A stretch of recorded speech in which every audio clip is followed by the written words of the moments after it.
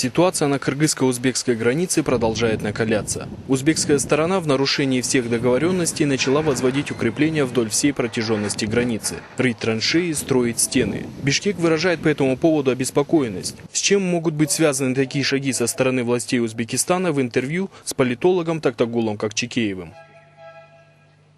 С точки зрения инженерного сооружения, то можно предположить, что это рвы предназначены как противотанковые рвы.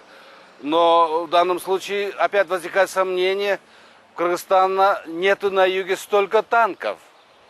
И Кыргызстан не замысливал никаких оперативных планов с точки зрения вторжения в Узбекистан. Кыргызстан был инициатором договора о вечной дружбе с Узбекистаном. Она ратифицирована.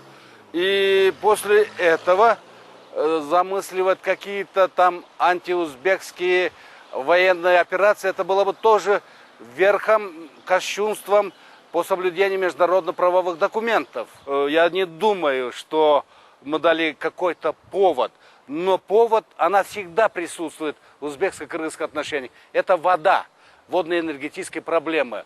Долгое время, за период нашей независимости, создание с участием, конечно, Центральной Азиатской Республики, создание водно-энергетического консорциума Кыргызстана с Таджикистаном, она всегда торпедировалась.